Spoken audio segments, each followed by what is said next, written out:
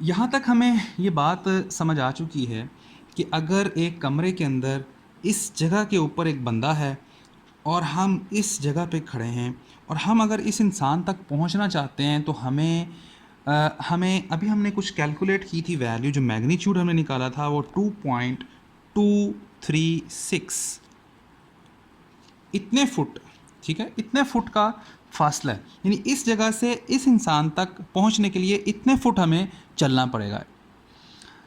अब मेरा क्वेश्चन ये है कि हाल ही अगर मैं आपको ये चीज़ बता दूं कि 2.36 फीट, इतने फीट अगर हमारे पास मैं आपको कहता हूं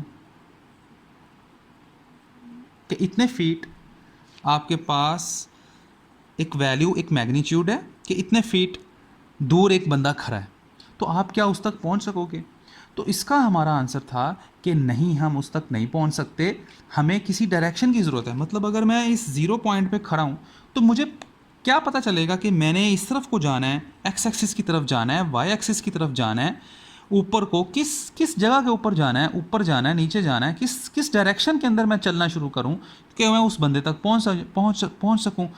तो ये काम को करने के लिए, इस काम को करने के लिए हमने कहा था कि हम एक वेक्टर रिप्रेजेंटेशन हम इंट्रोड्यूस करवाते हैं। तो उसके लिए हमने कहा कि यहाँ तक अगर 1 और ये 2 है, और इस तरह से अगर हम कहें कि ये 0 से यहाँ तक 1 है, तो हम क्या इसको कह सकते हैं, इस जगह को भी हमने कुछ देर पहले भी सीखा है कि ये पॉइंट 2,1 यानी 2,1, या अगर हम इसको वेक्टर की फॉर्म में इस तरह से लिखें तो 2,1 ये एक वेक्टर क्वांटिटी का मतलब ये एक वेक्टर बन गया। इसका क्या मतलब है कि इसमें वेक्टर क्या होता है? कुछ नहीं यार, सिंपल कोई 2 से 3 वैल्यूज़ को या 3-4 वैल्यूज़ को इकट्ठा एक ब्लॉक में लिख देना, ये वेक्टर कहलाता है।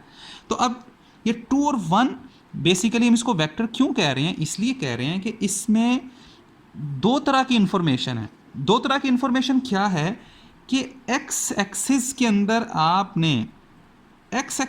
आपने 2 फुट चलना है और वाई एक्सिस में आपने 1 फुट चलना है। यानी इसका मतलब है कि अगर आप इस बंदे तक पहुंचना चाहते हो तो 2 और 1 का मतलब है कि आप 0 वाले पॉइंट से 2 फुट का फासला कवर करें। यानी 2 एक्स एक्सिस में 2 फुट जाएं, और जब 2 फुट तक आप पहुंच जाएं तो वहां से 1 फुट वाई एक्सिस की तरफ जाएं, तो हम उस बंदे तक पहुंच जाएंगे। लेकिन मेरा क्वेश्चन आपसे ये है कि ये तो हमें बात यहाँ पे समझ आ गई, हमें क्लियर हो गया, लेकिन मेरा क्वेश्चन ये है कि क्या ये बेवकूफ़ी नहीं है कि यार इस जगह से इस जगह तक, इस बंदे तक पहुँचने का जो शॉर्टेस्ट पाथ है वो 2.236 फीट है। लेकिन अगर मैं आपको ये मशवरा दे रहा हूँ कि आप पहले 2 फुट एक्स एक्सिस की तरफ चलें, फिर 1 फुट वाई एक्सिस की तरफ चलें, तो आप वहाँ तक पहुँच जाओगे। तो क्या ये बेवकूफ़ी नहीं है कि अगर हम देखें तो यहाँ से यहाँ तक 2 फुट चलें और फिर यहाँ से यहाँ तक 1 फुट, तो टोटल 3 फुट चलें, हालांकि उसका शॉर्टेस्ट पाथ तो ये था। तो इस काम को करने के लिए अगर मैं कोई एक ऐसी चीज़ निकाल लूँ कि मैं इस जगह पे खड़ा हूँ, क्या मैं कोई ऐसा एंगल ना निकाल लूँ कि कोई ऐसा थीटा की वैल्यू कि मैं उस एंगल के ऊपर चलना शुरू करूँ, उस डिग्री को यहाँ से चूज़ कर लूँ, उस सिमत के अंदर चलना शुरू करूँ कि मैं उस बंदे तक पहुँच जाऊँ। तो ये चीज़ कैसे निकाली जाती है, यानी ये थीटा की वैल्यू कैसे निकलेगी? इस काम को करने के लिए अभी हमने कुछ देर पहले डिफ़ाइन किया था, ये हाइपोटेन्यूस है, ये हमारे पास लेंथ है, इसको हम बेस कहते हैं। तो ये अभी हमने कुछ देर पहले जैसे अभी ये लेंथ निकाली थी, इसी तरह से कोई ट्रिग्नोमेट्रिक जो वो आइडेंटिटीज़ होती हैं, फार्मूलाज होती हैं, हमें याद होगा कि टेन थीटा किसके इक्वल होता है? Tan theta L over base, ये लेंथ ओवर बेस के इक्वल होता है। और अगर हमने ये थीटा की वैल्यू निकालनी है तो वो किसके इक्वल होगा?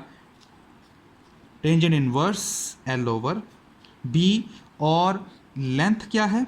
1 ओवर बेस क्या है? यानी यहाँ से यहाँ तक का डिस्टेंस 2 है और यहाँ से यहाँ तक का डिस्टेंस 1 है। तो 1/2 इसका इन्वर्स, अगर हम टेंजेंट इन्वर्स अगर हम इसका ले लेते हैं तो जो हमारे पास आंसर आता है, मैं आपको एग्जैक्ट कैलकुलेटर से बता देता हूँ कि हमारे पास ये आंसर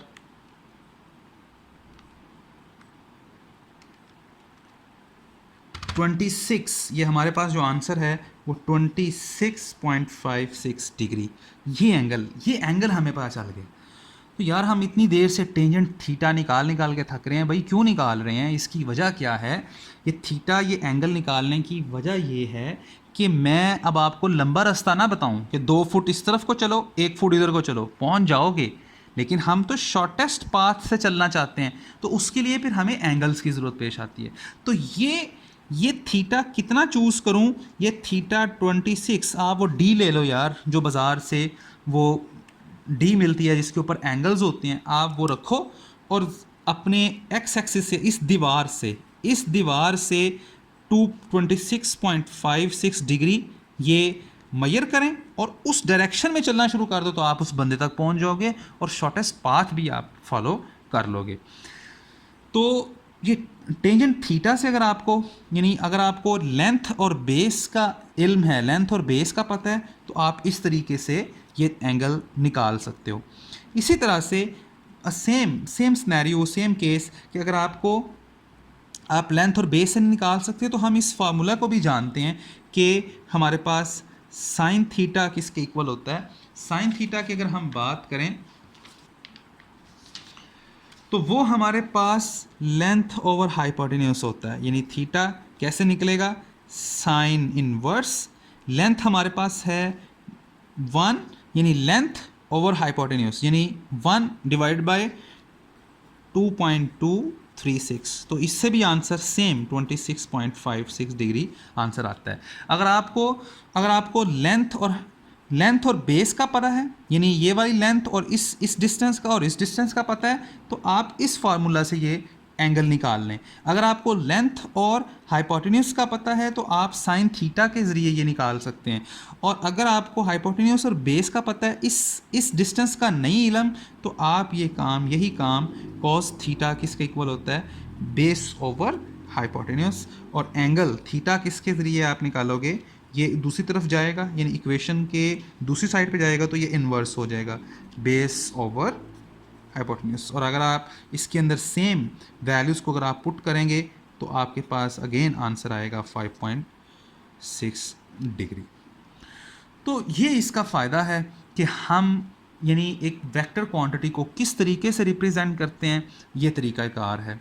तो वेक्टर की क्वांटिटी स्केलर कुछ क्वांटिटीज़ होती हैं वो स्केलर के अंदर ही मेजर होती है। मतलब अब टाइम है, तो टाइम क्या कोई डिग्री शिग्री तो नहीं है, टाइम के साथ कोई दिन है। मैं कहता हूँ जी मैच हो रहा है, पाकिस्तान इंडिया का मैच हो रहा है, तो 10 दिन बाद हो रहा है, तो क्या इसकी क्या डायरेक्शन है? मतलब कोई दिन है, 10 दिन है, उसमें कोई डिग्री शिग्री नहीं है कि इतने डिग्री इतने कोई हम। तो स्केलर क्वांटिटी के अंदर हमारे पास सिर्फ मैग्नीट्यूड चाहिए होती है, लेकिन वेक्टर क्वांटिटीज़ ऐसी होती हैं जिसमें हमारे पास डायरेक्शन की भी ज़रूरत पेश आती है। तो वेक्टर से लोग परेशान हो रहे हैं। वेक्टर का मतलब सिर्फ ये है कि कोई 2 से 3 वैल्यूज़ हों, उसको इस तरीके से एक डब्बे में बंद कर दें, उनका कोई ख़ास मकसद होगा उन वैल्यूज़ का। तो मतलब ये 2 और 1, अब ये 2 और 1 में 2 क्या रिप्रेजेंट कर रहा है कि एक्स एक्सिस में 2 फुट चलो, और 1 क्या रिप्रेजेंट कर रहा है, यानी 2 क्या रिप्रेजेंट कर रहा है? इसकी बेस की लेंथ। 1 क्या रिप्रेजेंट कर रहा है? इसकी मतलब आप इस ट्रायंगल में हाइट कह लें, इसको बेस कह लें, यानी बेस की वैल्यू और ये हाइट की वैल्यू, ये आप लेंथ कह रहे हैं। तो वेक्टर क्वांटिटी में डायरेक्शन के साथ साथ मैग्नीट्यूड भी निकालते हैं, और मैग्नीट्यूड कैसे निकलती है वो भी हमने कुछ देर पहले देख लिया। बहुत शुक्रिया।